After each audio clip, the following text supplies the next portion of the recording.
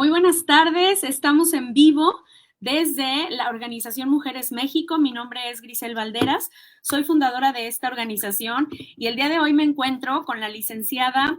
abogada Ariadne Song Anguas, impulsora y promotora de la Ley de Violencia Digital en Quintana Roo, Ley Ingrid Quintana Roo, creación del padrón de agresores sexuales en Quintana Roo, despenalización del aborto en Quintana Roo y promotora e impulsora de la Ley de Violencia Vicaria en Quintana Roo, la cual se aprobó en el año 2022. Ella es abogada feminista con perspectiva de género, defensora de derechos humanos en el estado de Quintana Roo, litigante no solamente en Quintana Roo, sino en toda la República, en áreas laboral, fiscal, familiar, civil, mercantil y, muy importante, penal. Así que pues muchísimas gracias, Ariadne, por este espacio que nos estás brindando a mujeres que queremos saber más acerca de la violencia vicaria. El día de hoy estamos contigo por un hecho histórico y te agradezco mucho este momento para compartirnos esta información tan importante acerca de la violencia vicaria. La pregunta número 1 para ti sería, ¿qué es la violencia vicaria en términos coloquiales para las mujeres que no conocen de términos jurídicos? Sí, la violencia vicaria es la violencia más extrema en contra de las mujeres que desean maternar. Es el arma que utilizan los agresores vicarios para causar miedo, pavor y retener a su lado o condicionar las conductas de la víctima. Es decir, estas amenazas que están normalizadas y que escuchamos muchas veces en pleitos de pareja y que decimos que es un pleito entre dos personas o es privado, que no es así. Es, si te vas de la casa, te quito a tu hijo o a tu hija. Si me dejas, te voy a dar donde más te duele. Si te atreves a denunciarme o a decir que te agredo, te estoy violentando, golpeando, no te doy dinero, te agredo sexualmente, te obligo a tener relaciones sexuales, en tu vida vas a ver a tu hijo o a tu hija. Tú sales de aquí, pones un pie en la calle y jamás vas a volver a ver a tu hijo o a tu hija. Tú te atreves a pedirme pensión alimenticia y yo te voy a dar lo que yo quiera. Nadie me va a poder quitar un peso, pero aparte te voy a quitar a nuestro hijo e hija porque no eres buena madre. La violencia vicaria siempre ha existido contra las mujeres, que desde siglos ancestrales nos han prohibido decidir cuándo, cómo y dónde ejercer la maternidad. Por eso se empieza con la despenalización del aborto, porque es una decisión de las mujeres ser madre. Y después la sociedad machista, con actitudes misóginas, quiere condenarnos a que existe una sola forma de maternar y a través de nuestros hijos, a través de estos agresores vicarios que muchas veces son psicópatas narcisistas integrados, la ciudadanía o la sociedad les da el título de buen padre, y una madre que se ve forzada, desesperada y violentada por las instituciones que no le hacen caso porque no tienen perspectiva de género ni de infancias y adolescencias, ya no encuentra quien le ayude porque le han quitado su razón de vivir legalmente, porque los juzgadores, como los jueces orales familiares, no entienden que un día, una hora, una semana, meses o años sin tu hijo o hija es vivir muerta en vida. Eso es la violencia vicaria. Vemos que cuando promueves esta ley en el Congreso del Estado, esta violencia se aprueba, aparte de la violencia familiar y de la sustracción y retención de menores, que ya lo estás mencionando, que es parte de esta violencia. ¿Por qué la importancia de que estén por separados tipificados en la ley? Que es precisamente ver los delitos uno a uno. El hecho de que en Quintana Roo la violencia vicaria sea un delito es de las leyes más completas en toda la República Mexicana y Latinoamérica. En muchos estados de la República Mexicana solamente violencia vicaria es considerada un agravante. Existen incluso autoridades, diputados y diputadas, procuradores de justicia y jueces penales y familiares que se atreven a decir que la violencia vicaria es un agravante y que no se debió tipificar como delito porque forma parte de la violencia familiar. La falta de perspectiva de género hace que hagan estas declaraciones. En un análisis de contexto podemos entender que la violencia familiar es un antecedente de la violencia vicaria, que la sustracción y retención de menores es un antecedente de la violencia vicaria y que la violencia vicaria es el grado máximo de violencia contra la mujer porque incluso es la antesala a la instigación al suicidio, a el feminicidio y también al infanticidio, puesto que hay agresores que con tal de no verse vencidos en las audiencias y de conseguir su objetivo de dañar a la madre, son capaces de privar a sus hijos e hijas de la vida. La violencia vicaria, para que se constituya, debe haber antecedentes de violencia familiar, que la madre o la progenitora haya dejado constancias a través del 911 o denuncias que no hayan sido atendidas en el antiguo o el nuevo sistema de justicia penal. Debe haber amenazas cumplidas de te voy a quitar a los hijos cuando los sustraen y retienen sin orden de un juez. Deben impedir la comunicación y convivencia con la madre. Deben generar el rechazo, el sentimiento de odio en contra de la progenitora no custodia y posteriormente el último grado de la violencia vicaria es que la víctima se cause daño, pues al verse desesperada por no conseguir lo que humanamente debe ser un derecho, el derecho a la familia, el tener a su hijo o a su hija maternando con ella, el único camino después de la violencia vicaria, la violencia institucional que muchas víctimas ven, pues es la instigación al suicidio provocada por el agresor al decirle, ¿ves cómo tu hijo o tu hija te rechaza? No te quiere, mátate, estamos mejor sin ti. ¿Ves que tú eres el problema en nuestras vidas? Tu hijo o tu hija no te requiere, cuando en realidad no es así. Para que un infante, niño o niña pueda desarrollarse con la personalidad de vida y con valores y con cimientos, requiere tanto de papá que no sea agresor y de mamá. La figura materna forma la base y los cimientos de la personalidad de un niño o una niña. Ahora, como mujeres aquí en México, creciendo en una sociedad en donde se nos ha enseñado a obedecer, a hacer la ayuda para el hombre, a siempre cubrirlo, a nunca hablar esas verdades que se viven adentro, en la alcoba, en la casa, y no estar sacando los trapitos al sol, hemos atravesado por muchos tipos de violencia de género, incluyendo patrimonial, económica, física, sexual, etcétera. ¿Qué pasa para todas estas mujeres que creemos que por fin vamos a dar ese paso para denunciar? Vamos, denunciamos y de verdad en nuestro interior está el pensamiento de que ya denuncié, ya di parte a las autoridades, ya el juez familiar me escuchó, ya le contesté esta denuncia falsa o este juicio que está iniciando para quitarme la custodia. Y yo creo, como mamá, como mujer, que ese juez al que le debo guardar admiración, respeto y que es la autoridad, me va a defender a mí y a mis hijos, porque pues obviamente estamos vulnerables al decirles a estos jueces, todas estas madres, qué es lo que está pasando y que están tranquilas, entre comillas, ¿no? Están diciendo, ya di parte, yo ya hablé, ya puse mi denuncia, voy a presionar. Y de verdad, Ariadne, se tiene el pensamiento de que haciendo eso, los jueces y las autoridades van a defender a las mujeres a las infancias. Ahora viene la segunda pregunta. Cuando una realidad como en Quintana Roo nos demuestra que después de la violencia vicaria siempre va acompañada de la violencia institucional, del Poder Judicial o de la Fiscalía, ¿cómo se combate la violencia vicaria?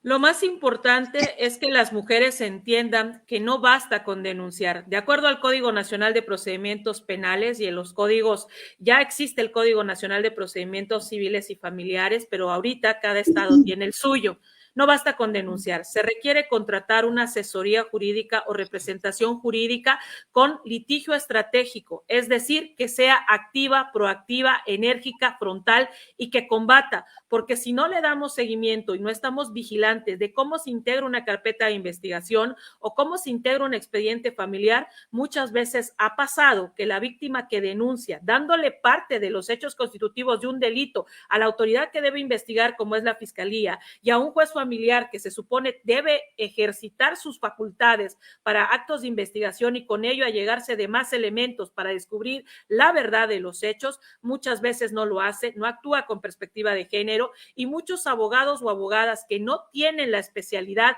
de violencia de género o de acceso a la justicia en derechos humanos no conocen los procedimientos administrativos para sancionar e incluso si incurren en responsabilidad los servidores públicos, denunciarlos ante la Fiscalía Anticorrupción. Esto es muy importante porque muchas mujeres que son víctimas de violencia vicaria llegan con nosotros, este despacho comunitario con perspectiva de género que ofrece cuotas sororas en apoyo a mujeres e infancias que sufren violencia de género, ya drenadas, ya dañadas, ya lucraron con su dolor y muchas veces vienen con procesos que de acuerdo a los términos jurídicos son fatales y que ya no se puede jurídicamente emprender los recursos de apelación, de amparo, porque ya pasaron los términos. Es importante que verifiquen qué abogado o abogada las está representando, quién es, cuál es su formación, cuál es su especialidad, su maestría, si tiene un doctorado en juicios orales, si tiene una especialidad en violencia de género, si está involucrado en las nuevas violencias que aparecen contra las mujeres, porque muchos quieren decir que la violencia vicaria es nueva cuando en realidad siempre ha existido. Se sustraen y retienen en la cara de los jueces a los niños y a las niñas y con denuncias falsas van a los jueces de instrucción familiares y les piden obtener un depósito judicial temporal cuando en realidad le están mintiendo al juez. No es posible que la madre que ha sido apta para cuidar toda su vida a un menor de edad, de repente, porque en convivencia con el padre, abusando de la confianza de la madre, resulta que el menor ya tiene la idea de que la madre es la mala cuando en realidad es la manipulación del discurso por parte de otro progenitor.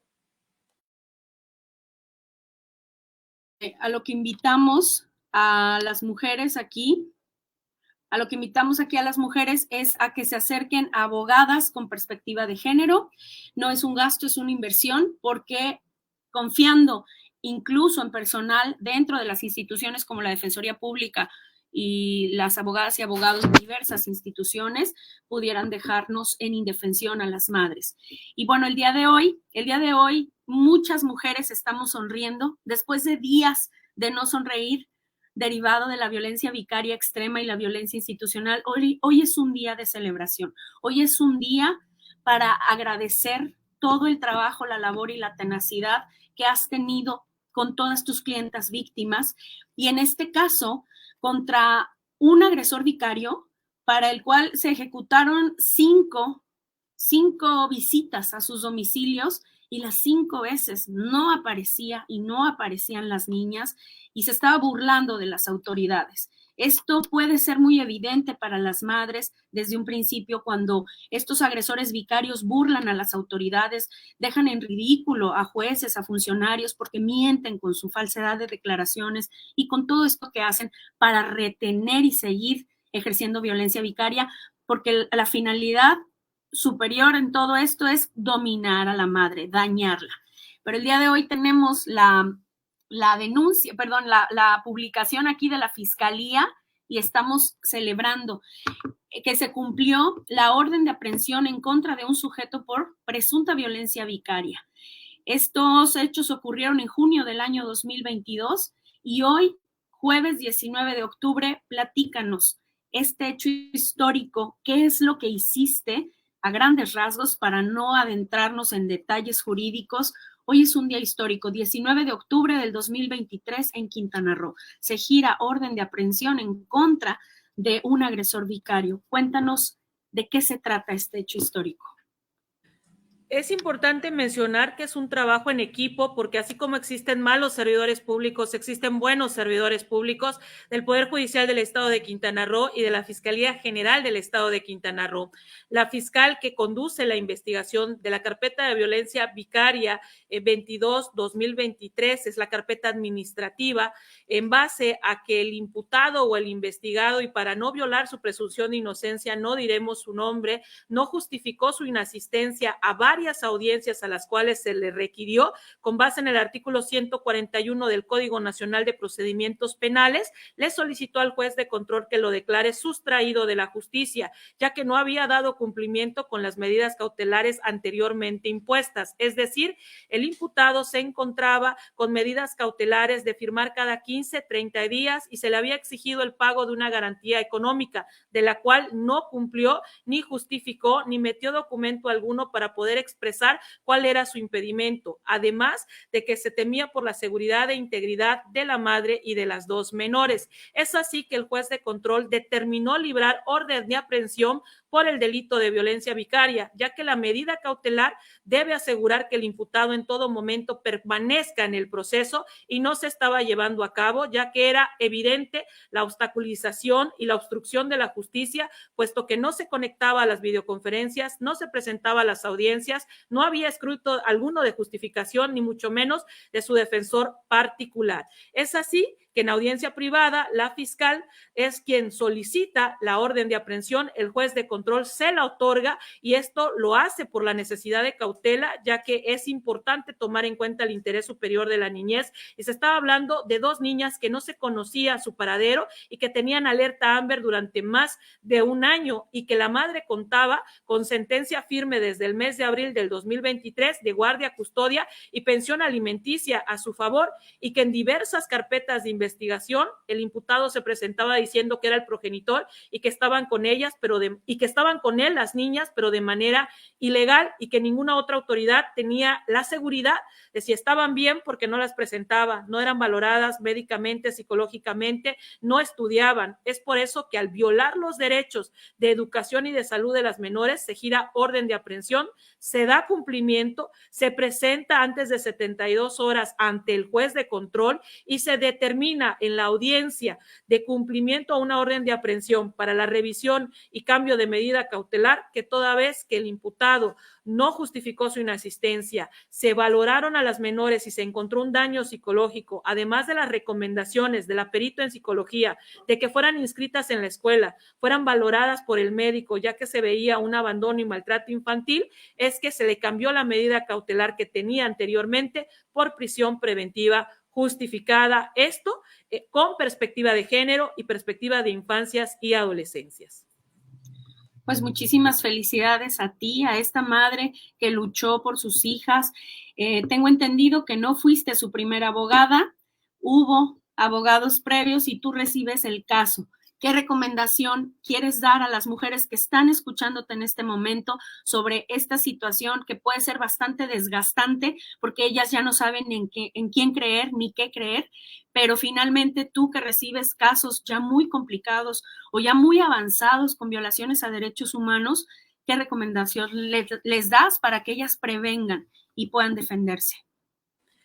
La recomendación que le doy a todas mis clientas y a mis futuras clientas y a las víctimas que se suman a los colectivos feministas o a la red de víctimas quintanarroense es que inviertan, pregunten, no se queden con la primera opción, contraten un abogado o abogada con perspectiva de género, de infancias y adolescencias, con especialidad en la defensa de los derechos humanos. Es importante dar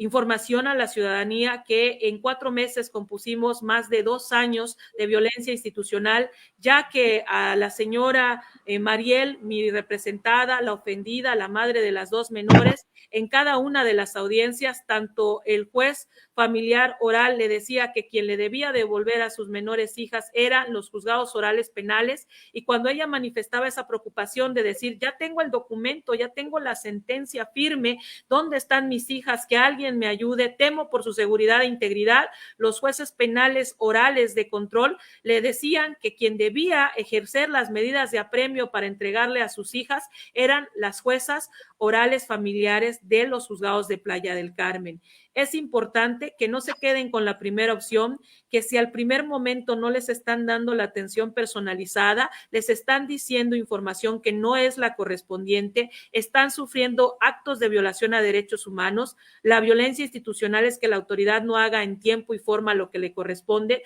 como investigar, como esclarecer los hechos, como darte información, como permitirte acceso a tu carpeta de investigación y darte copias simples, gratuitas, o que el asesor jurídico técnico de la Comisión Ejecutiva de Atención a Víctimas del Delito te conteste, no se esconda, te informe de tu carpeta, te diga qué audiencia es, cómo se llama, cuáles son los efectos jurídicos, o el defensor de oficio te haga saber que como imputada, una mujer que está siendo criminalizada por una denuncia falsa de su agresor, también tienes derecho a la presunción de inocencia. Es muy importante iniciar con una abogada que te represente de forma integral, con un litigio estratégico y que no se quede en la forma tradicional de hacer un litigio que únicamente se limita a lo privado, sino también a lo público, ya que la Ley General de Víctimas le permite a las mujeres que son víctimas de violencia de género hablar y denunciar todos los hechos de violencia institucional para combatir